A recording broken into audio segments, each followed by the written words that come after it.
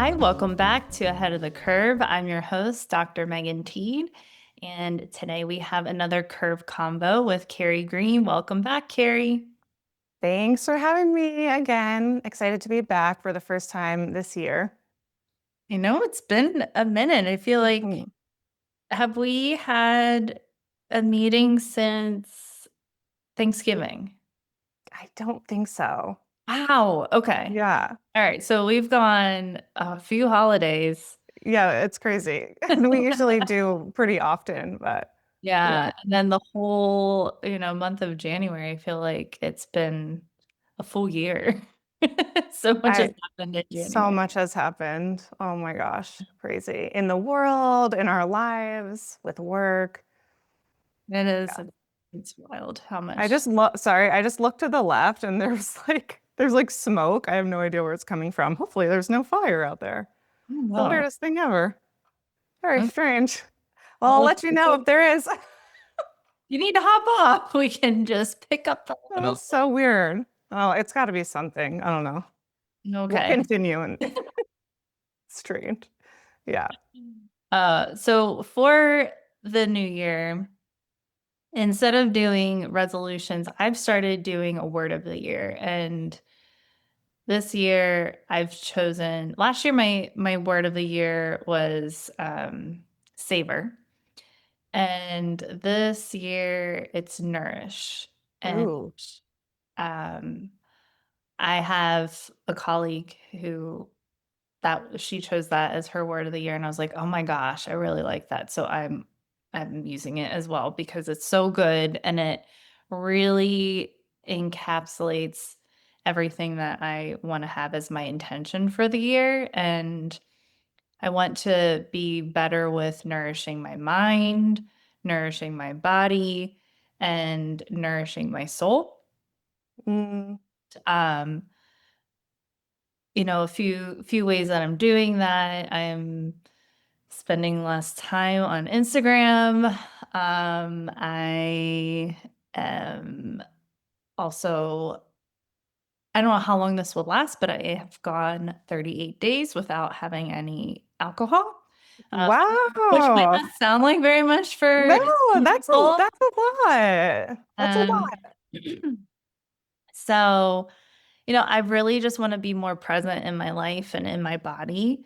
And I feel like with alcohol, it's fun, it Mm, takes the edge off and everything, but it can get to the point where you feel like I was feeling like I wasn't like present mm, anymore or really truly experiencing the full spectrum of happiness or the full spectrum of sadness or yeah. so yeah.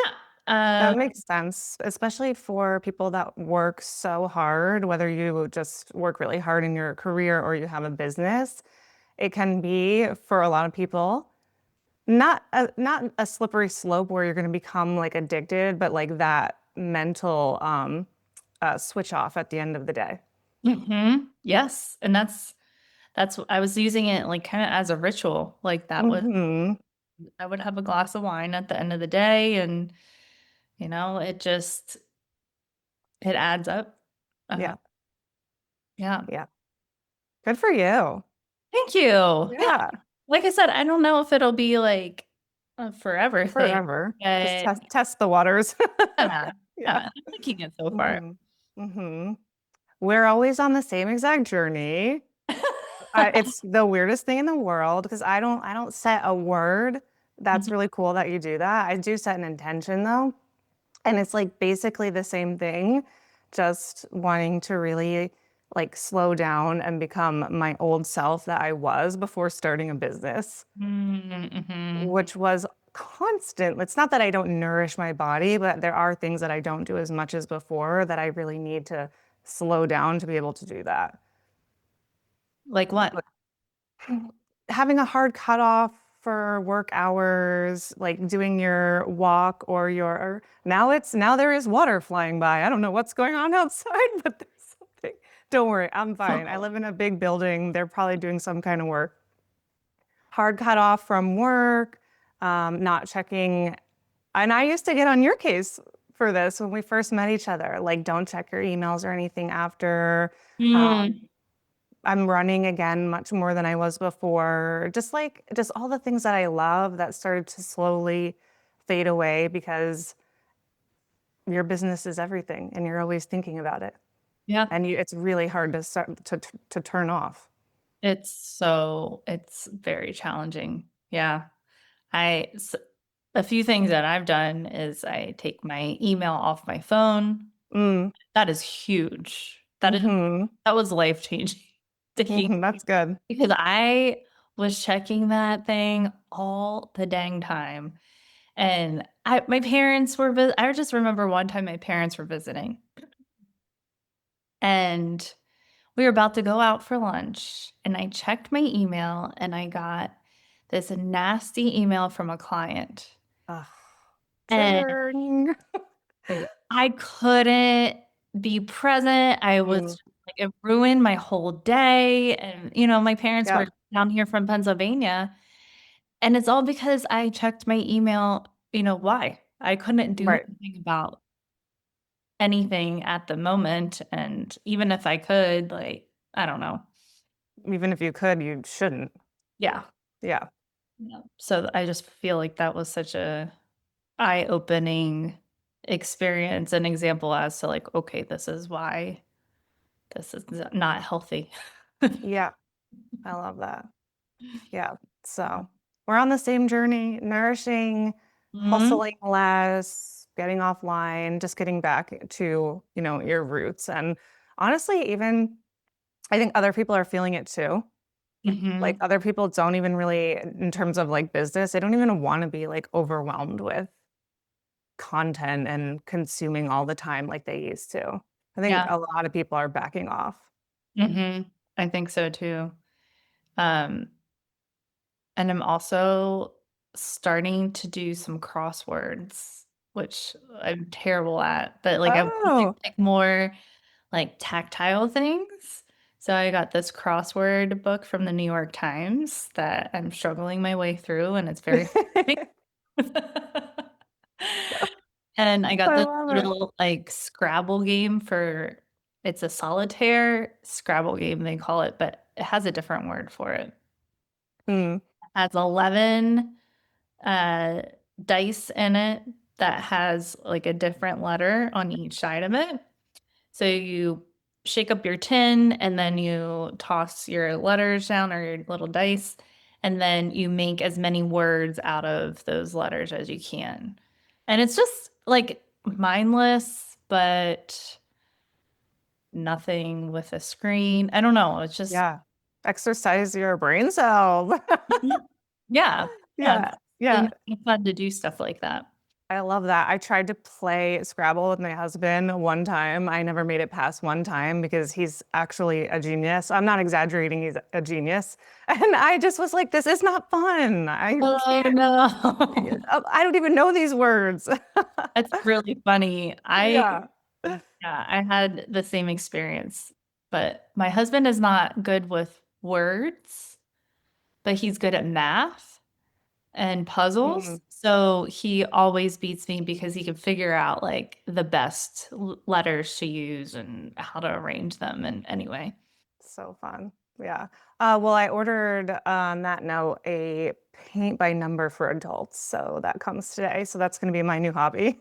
Love it. Love Yeah. it. hmm Fun. You'll have to what is it? It's so cool.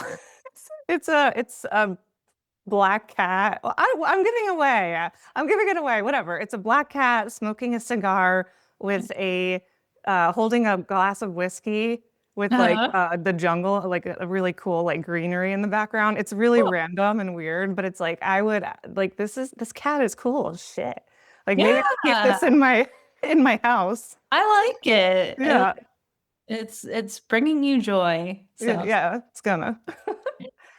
So speaking of Instagram and all those things, I saw a really cool post you did recently about you were talking about the importance of believing that you can heal.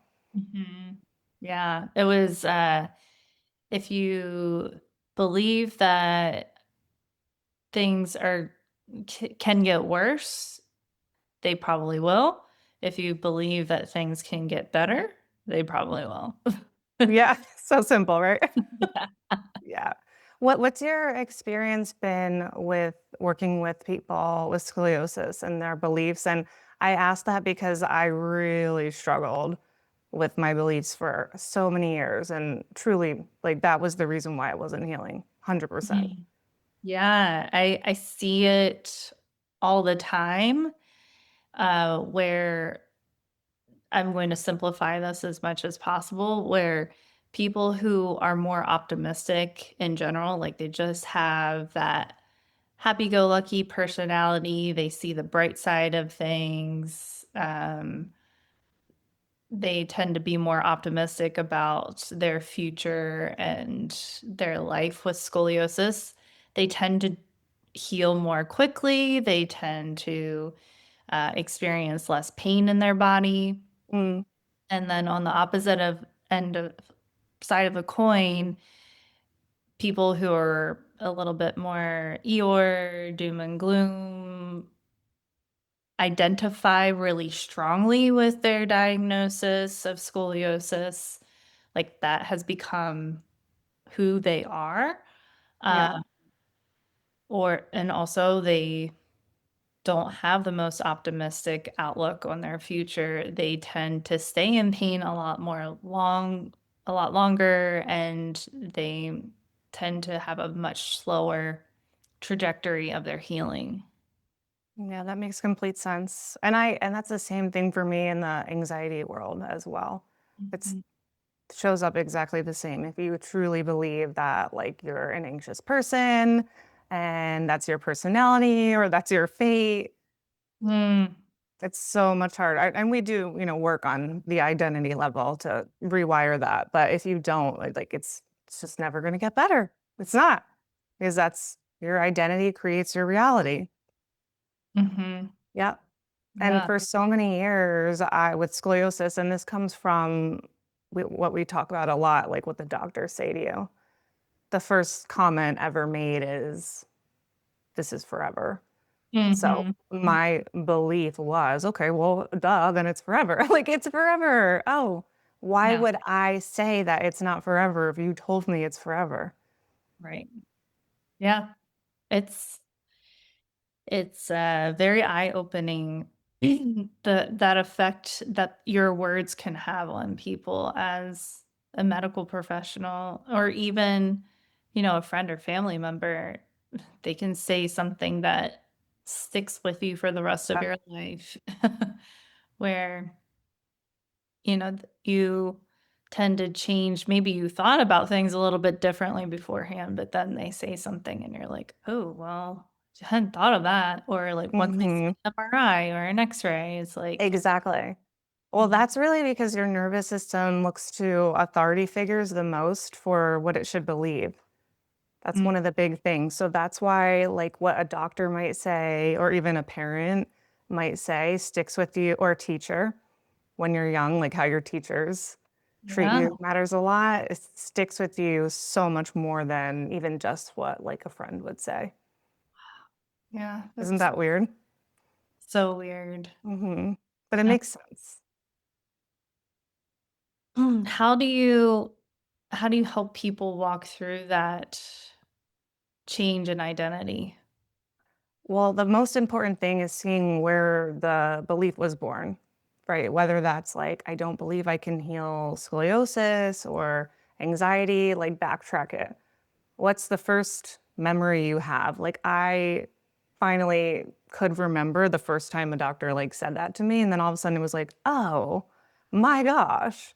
Like, and then I have clients, they'll be like, oh, it was that time a teacher like called on me and wouldn't stop until I could give an answer and I couldn't give an answer and I was humiliated.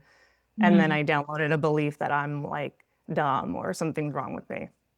So first you see where it came from, then you decide what you wanna believe, and then there's, like, different things you can do to get to that, but a big part of it is unlearning the idea that the belief keeps you safe.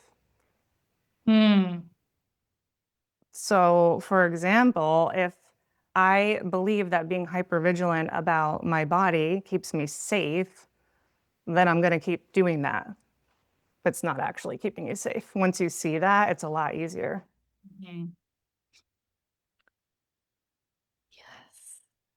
That that piece is huge for my people. The, hypervigilance.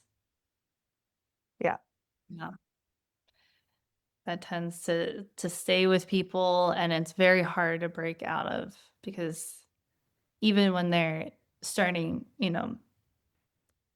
especially when they're starting a scoliosis specific program, they feel like, "Oh, well, I should be paying attention to all these sensations in my body Yeah.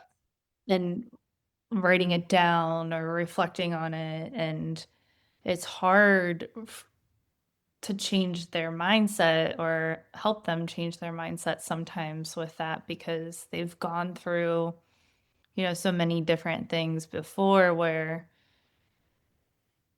maybe they weren't paying attention and then they got injured and Hmm. created this Yeah. thing.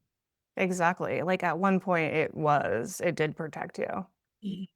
So it's not easy. It's like, no, letting that go would be so irresponsible. And then I won't catch something or something bad will happen. But once you see that like letting go, you actually feel so much better and your body actually heals so much quicker and your body can relax and all the things. Like it takes a little bit of like collecting evidence of the Mhm. opposite. Like if I practice letting it go and notice that I do feel better for a little bit, then it opens that door. Mhm. Yeah. It's crazy, man. The brain, Great. deep stuff. I know. Yeah. Yes. Anything else that you wanted to talk about as far as the identification? I feel like that's I feel like we'll probably get a lot of questions about it. If Yeah. anyone has questions, we can continue talking about it next time because it's Okay. probably going to bring up a lot for everyone listening. I know, I think so too. Yeah. I think even for myself, I'm like, "Hmm." You're actually getting fidgety. Yeah, I'm, like, on my ball doing my I'm like, "Where did I first hear this?" Right? I'm, like, Yeah, going back going in through the files. Yeah. this belief I have about myself. Oh Mhm. gosh. It's a journey. Like, there's no, like, final destination. I feel like you're just, like, always trying to continue to refine and hone things and grow. I feel like, you've never arrived. But that's a better word. Like once you identify as healed, then everything is just getting better and better. Like, oh, what's the next thing I want to work on to grow? And the next thing, the problem is when people don't yet identify as healed. So it Mm, feels like a slog. It's like, when am I going to get to healed? When am I going to get to healed? right. Yeah. Mm. Alright, I'm going to switch gears. Okay, go. Um, so I was asked about the best pillow Mm. for scoliosis, and I have gone through a lot of pillows. I had one that I felt was adequate, and then I bought another one that I thought was going to be better, and I don't like this one as much as my other one, but I feel like I'm, like, one step closer to finding the perfect one.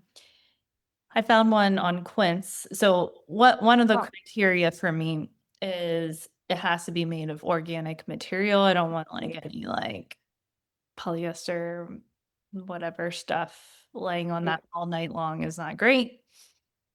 So they have a, um, organic down pillow that is I'm doing a medium thickness and firmness because I'm a side sleeper.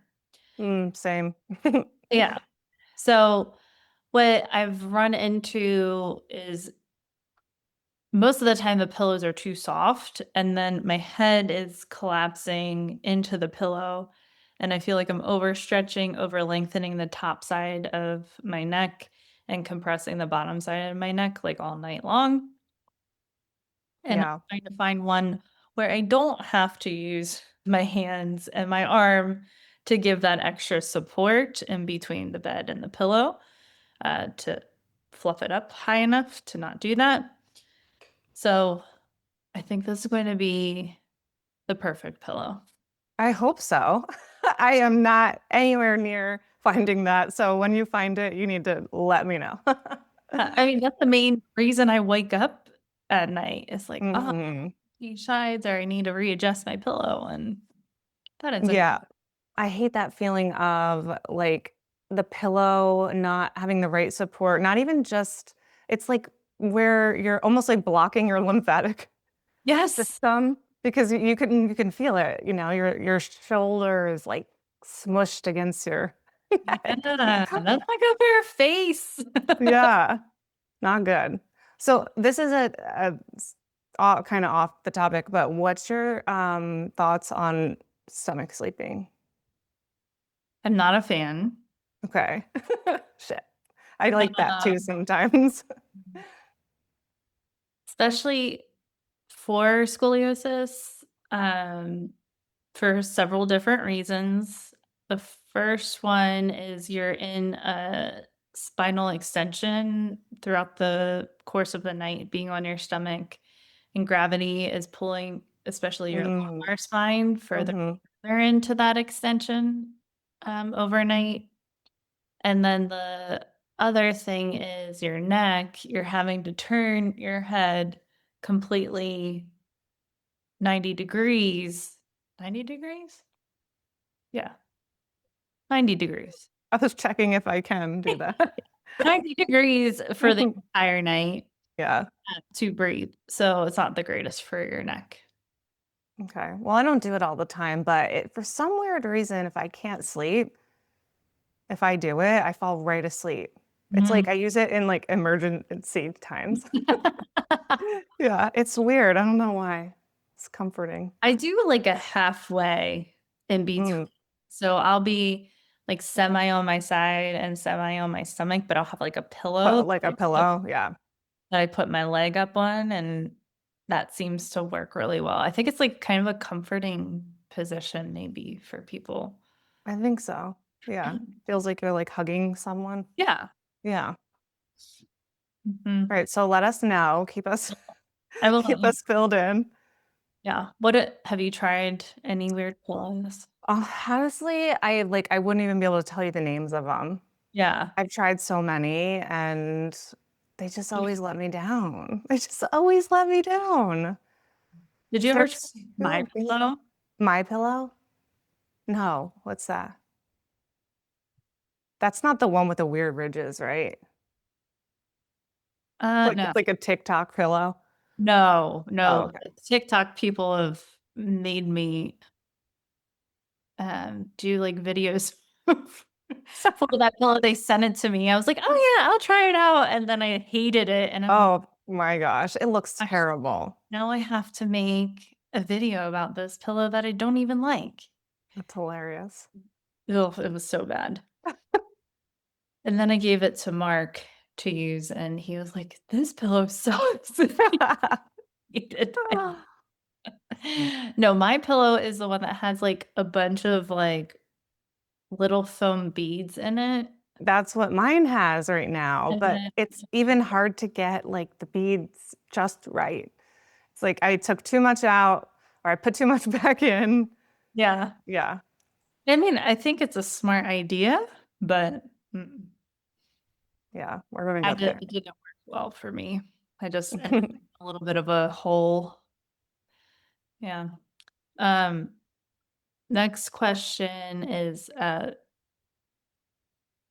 the does sorry, does the cold make scoliosis pain worse? Very timely for the winter.